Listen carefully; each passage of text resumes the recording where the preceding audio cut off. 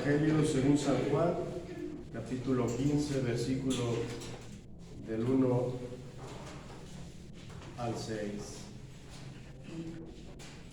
Yo soy la vid verdadera y mi Padre es el viñador.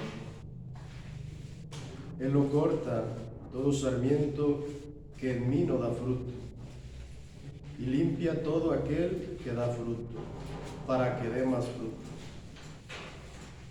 Vosotros estáis ya limpios, gracias a la palabra que les he dicho. Permanezcan en mí, como yo en ustedes. Lo mismo que el sarmiento no puede dar fruto por sí mismo si no permanece en la vid.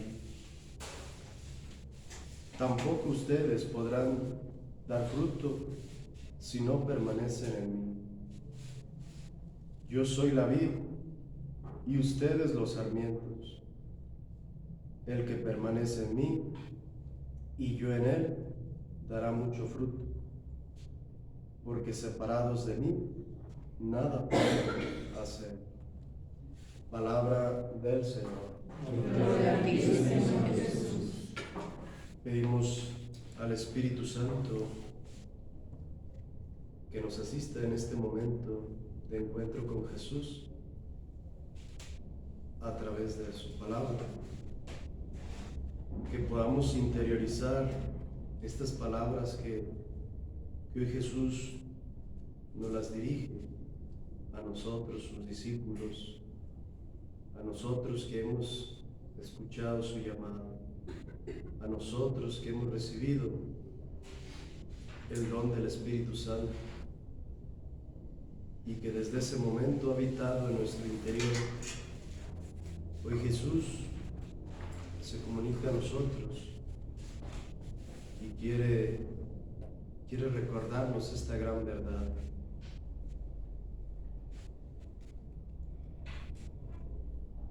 Dejamos un breve momento de silencio para meditar un poco esta palabra que hoy Jesús nos dirige.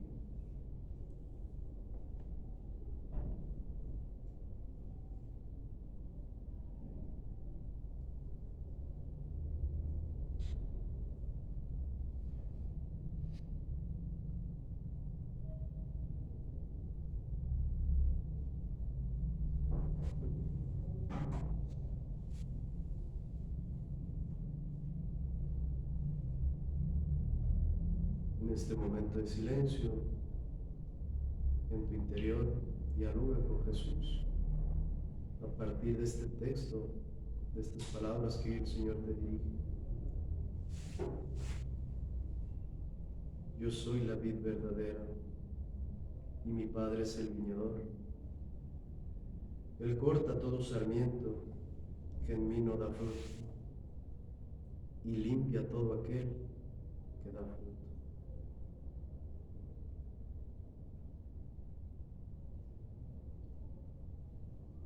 A lo mejor has sentido que quizás el Señor ha cortado alguna de tus ramas.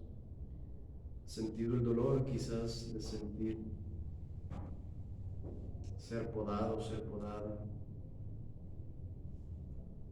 Pero es porque el Señor te tiene un aprecio grande y quiere hacer de ti un fruto cada vez más grande. Quiere hacer de ti una persona más grata a sus ojos.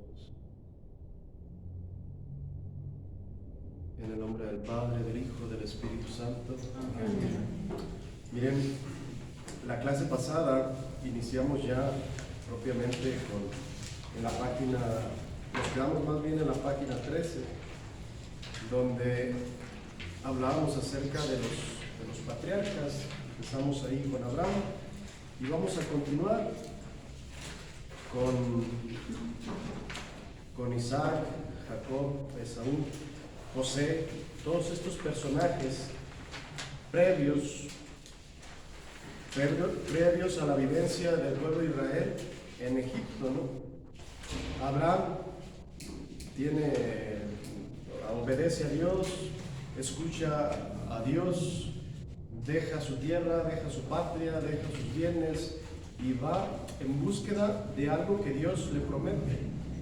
No tiene nada físico, no tiene nada en ese momento tangible, simplemente confía en la palabra de Dios. Y esa es su garantía, y esa es la garantía de la promesa que Dios le hace, ¿no? Por eso Abraham es el padre de la fe. De ahí viene Isaac, hijo de Abraham. No es propiamente un personaje muy relevante, pero sí es relevante en torno a Abraham y en torno también a sus dos hijos, ¿no? Vamos a ver algunos detalles de estos personajes.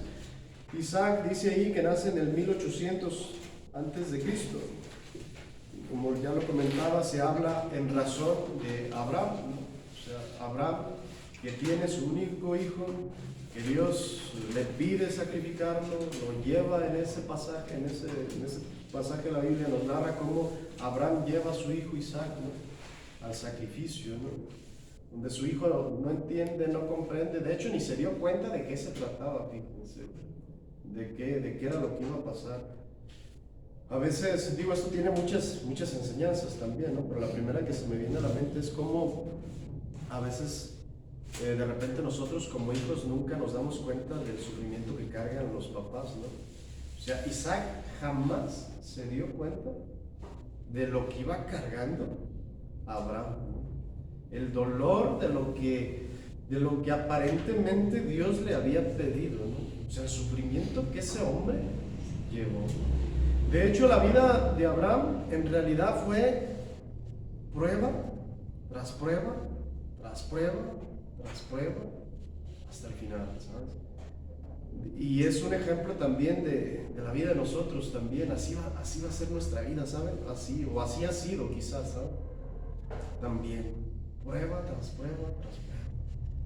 De repente estamos estables, estamos bien y viene otra situación que nos pone a prueba. Sin embargo, en Abraham nos enseña que al final, confiando en Dios, Dios siempre cumple su palabra, ¿no? Isaac tiene dos hijos, Jacob y Esaú. Jacob y Esaú son hermanos. Esaú es el mayor, pero es Jacob el que hereda las promesas, y esto lo hereda precisamente porque la mamá fue la que hizo ahí chanchullo, hizo trampa, ¿no? O sea, fíjense, la injusticia, la maldad en realidad siempre ha existido, ¿no?, en las familias, entre los hermanos. O sea, en realidad este relato relata esa realidad del ser humano. En realidad no es algo nuevo, ¿sabes? O sea, analiza uno nuestra historia, la historia de tus abuelos, y te encuentras que de repente hubo cosas ahí que, o sea, toda la historia de la humanidad en realidad sigue siendo la misma en cierto sentido. Y escuchamos cómo en estos dos hermanos pues hay una injusticia, ¿no?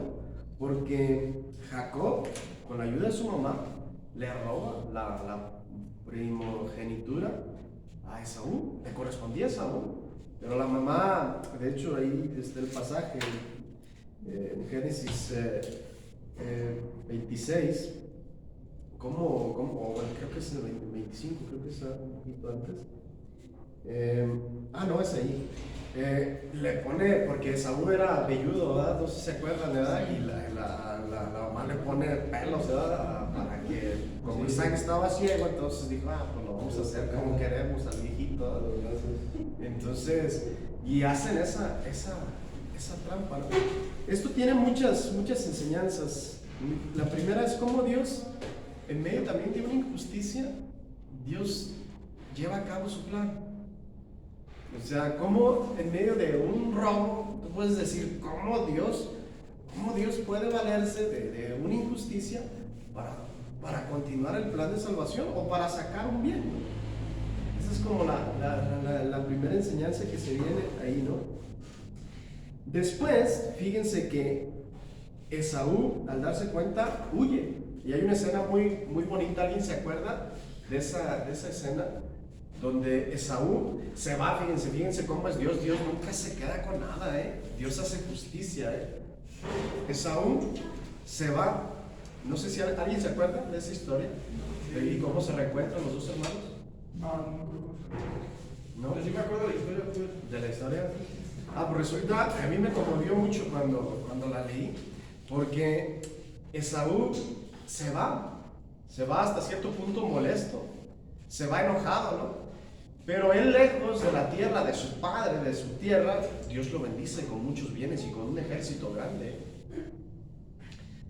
Cuando se entera Jacob que Esaú va a volver, le da miedo, porque sabe que probablemente Esaú... Es cuando manda primero a unas personas para ver cómo reaccionan, ¿no?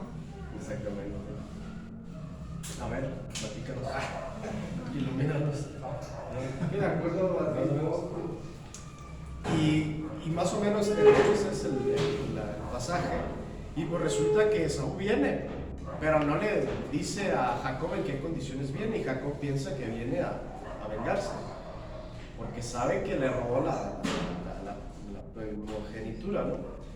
O sea, sabe que es poderoso, o sea, sabe que Dios lo bendijo con tierras, con bienes, con un ejército que lo hizo. Y Jacob tenía ya sus hijos, ya tenía familia, ya había hecho su familia, entonces pues agarra su familia, dice el texto, y que se va, pues, y manda emisarios, ¿no? para ver en qué plan viene, ¿no? Y pues no recuerdo el texto, esa parte no, sería bonito leerla, si lo podemos leer. Y no hay ningún acuerdo, entonces Jacob piensa que Esaú lo va a matar, ¿no? Pero está la escena tan tierna que cuando llega Esaú y ve a los niños, o sea, en realidad Esaú no iba con la intención de venganza, fíjense, o sea, en realidad esa no era su intención. En realidad su intención era buscar a su hermano, ¿no? Y cuando ve a sus niños, o sea, a sus sobrinos, pues los abraza y les da, dice el texto ahí, ¿no? O sea, y hay un encuentro. Jacob estaba asustado porque sabía que él era poderoso, que venía y que lo iba a acabar, ¿no?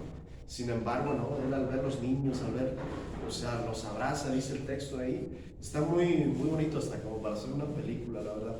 Pero cómo esa tierna imagen, ¿no? De este hombre, ¿no? Que Dios lo bendijo de otra manera. Aún aunque le hayan robado la primogenitura, o sea, ¿cómo es Dios también? Dios te hace justicia de otra manera, ¿no?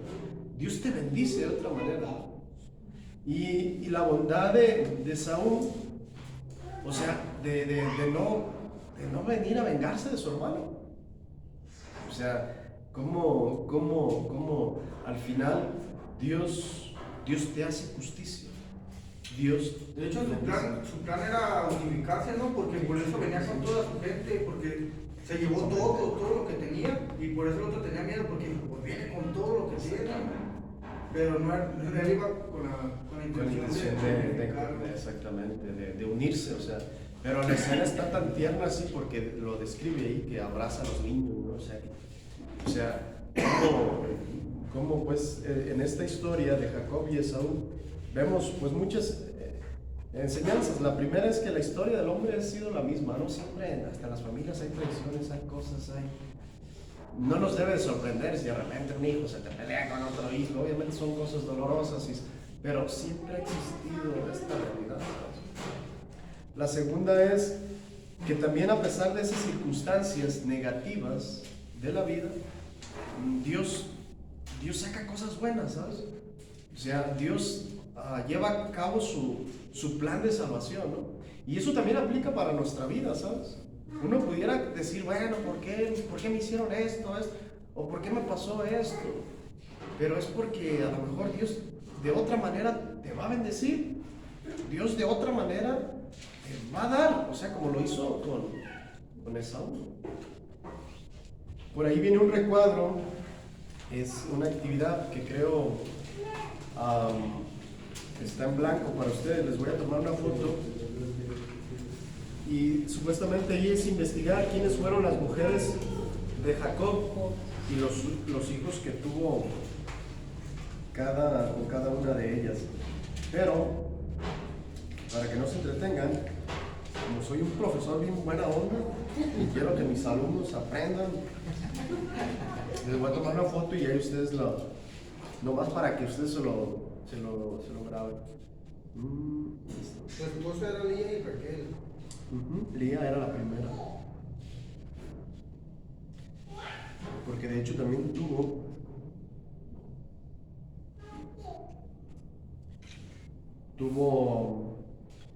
ya se los mandé ahí en el grupo.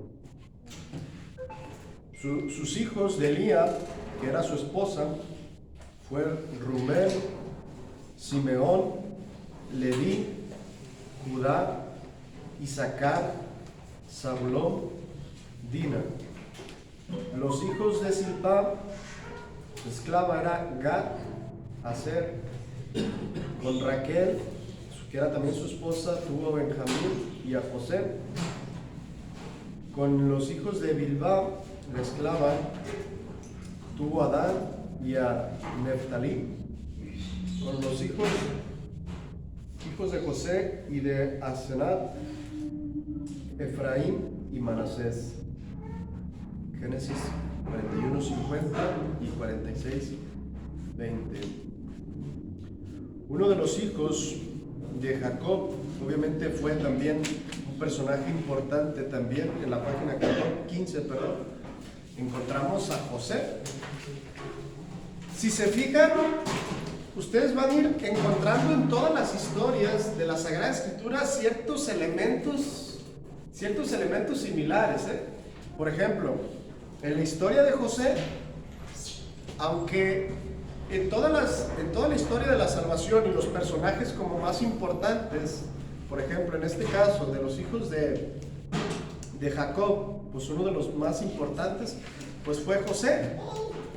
Pero en todas las historias tiene algo de similar, algunos elementos muy parecidos.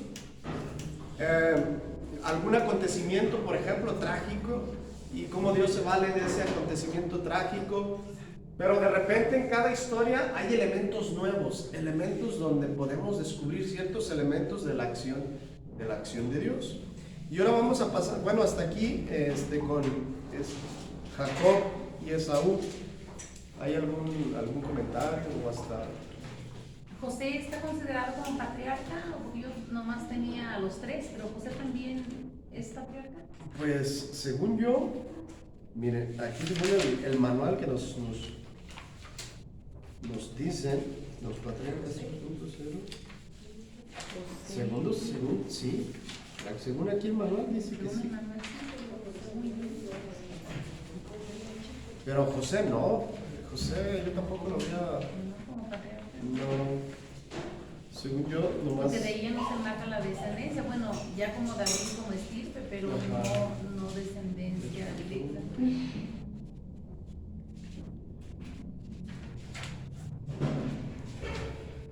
Según aquí pero ¿alguien sabe? ¿No trae su inteligencia artificial? A ver. Si José era patriarca. José, hijo de Jacob. José, hijo de Jacob. Si no va a 24, José sí ya no. José.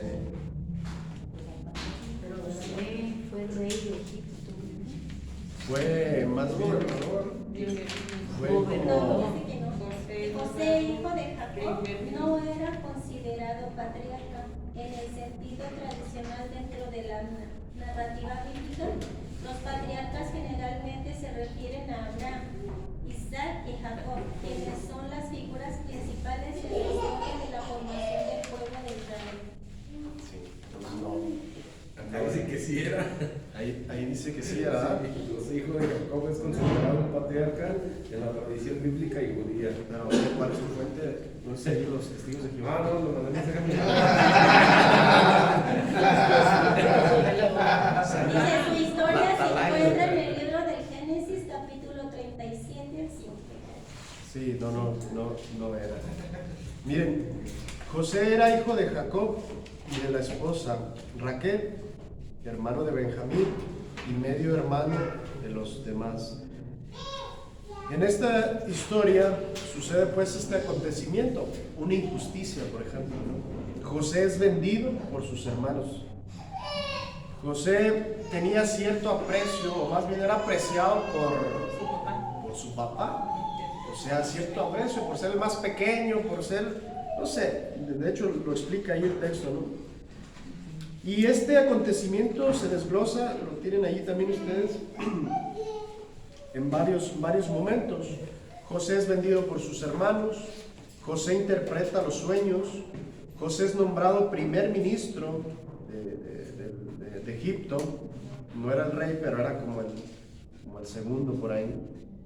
José salva al país de su familia y a su familia de la hambruna. Jacob parte con toda su familia para Egipto. Jacob bendice a sus hijos y a José. Judá, hijo de Jacob, y su esposa Lía serán los herederos de las promesas.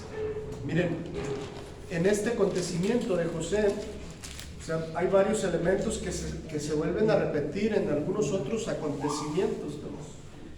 Porque Dios así es. Dios escribe la historia, decimos esa frase, ¿no? De Dios escribe derecho, ¿cómo es? Derecho en renglones torcidos, ¿no? O sea, Dios así va tejiendo la historia de la salvación. Y uno pudiera pensar que ahorita, por ejemplo, aplicándolo a nuestra historia real, que el plan de salvación de Dios ya se acabó o está a punto de limitarse. No, dice en el Salmo, dice, el plan de Dios subsiste por siempre. ¿Se detiene la obra de salvación? Sí, en la persona que dice no, pero el plan de Dios continúa, la acción de Dios continúa, aún en medio de cosas y de acontecimientos trágicos como fue la historia de José. O sea, cómo Dios de un acontecimiento, de una injusticia, Dios se valió para sacar al pueblo de Israel del hambre que en un futuro iban a padecer. Cómo Dios ve más allá de nuestras capacidades. Tú y yo vemos hasta aquí, ¿sabes? Y decimos, ¿por qué esto? Pero Dios ve más allá, ¿sabes? O sea, Dios conoce nuestra historia, y no es que estemos como determinados, obligados, ¿no? Pero sí Dios en su providencia, aún los acontecimientos negativos de una persona los utiliza como fuente de sanación o de liberación para otras personas. O sea, de repente gente, o sea, yo por ejemplo conocí una pareja que no pudo tener familia, y ahorita en este tiempo donde hay mucho adolescente olvidado por los papás, hay mucho adolescente que de repente descuidados por los papás, pues esta familia, esta pareja se volvieron apóstoles de estos muchachos, y traen grupos de adolescentes y los ayudan y ejercen su paternidad, ¿no? De una u otra manera, ¿no? O sea, como Dios, aparentemente de alguna circunstancia que te puede parecer negativa, es porque Dios de alguna manera se vale de esa situación para llevar a cabo su obra de salvación, su obra y su plan salvífico, ¿no? O sea, por eso de repente uno no entiende a veces los planes de Dios, y es normal a veces por qué se murió, o por qué esta enfermedad, o por qué esta situación, pero es porque el Señor ve más a fondo, ¿no? Va más allá, la historia de la salvación la lleva a cabo más en fondo. Y es ahí donde nosotros, a partir de la historia de la salvación, a partir de estos personajes, vamos comprendiendo también nuestra historia. En realidad lo que le pasó a José, de alguna manera nos ha pasado a nosotros, o nos va a pasar. Por esto pasó esta situación, ahora entiendo, o sea, porque Dios quería salvar al pueblo de Israel de la hambruna, ¿no? La salvación de Dios no se basa solo en razonamientos lógicos. Tú puedes hacer un cálculo y decir esto va a pasar, esto es así, pero aún así nuestra visión, por muy grande que sea, es muy corta. No alcanzamos a entender el plan de Dios, jamás. O sea, podemos de repente vislumbrar, entender, nos da cierta serenidad, pero muchas cosas no las alcanzamos a ver más allá, ¿no? La Virgen María comprendía todo claramente lo que iba a pasar en su vida después de la muerte de Cristo. No lo conocía, no sabía, pero confiaba en la acción salvífica de Dios, que Dios obraría, que Dios no se quedaría con, que lo que estaba pasando la Virgen sabría, eso sí, que era algo, no lo entendía, no sabía cómo descifrarlo, pero sí intuía que algo Dios estaba obrando en la vida de su hijo, ¿no? Algo estaba pasando. Ella jamás se imaginaría que iba a ser elevada en cuerpo y alma, que ella jamás se imaginaría que sería no solamente madre de Jesús, sino madre de toda la humanidad. O sea, jamás se imaginaba el plan tan grande que Dios le estaba por dar. La sometió, no digo que la sometió, más bien fue probada en un sufrimiento fuerte, privada de su hijo, pero porque iba a ser también de alguna manera madre no solamente de un hijo, sino de toda la humanidad en Cristo, ¿no? O sea, cómo el plan de Dios en cada persona, en cada ser humano, en cada personaje de la historia de la salvación, o sea, está el plan de Dios manifestándose, obrándose. ¿Tú crees que es casualidad que tú y yo estemos aquí estudiando la palabra de Dios? Dios te está llevando por un camino de salvación, por un camino que Dios te va acompañando, te va guiando, a veces con oscuridades, con sufrimientos, con pruebas, como el del santo de hoy, San Antonio Abad, que fue un santazo, lean la vida o escúchenla en YouTube, está interesantísima, porque fue un hombre profundamente comprometido con Dios, ¿no?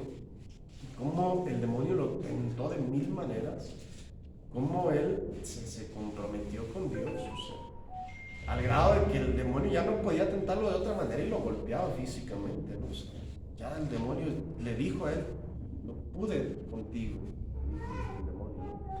Era un hombre de un amor profundo a Dios y de un amor profundo al prójimo y de una profunda oración, de un profundo encuentro con el Señor.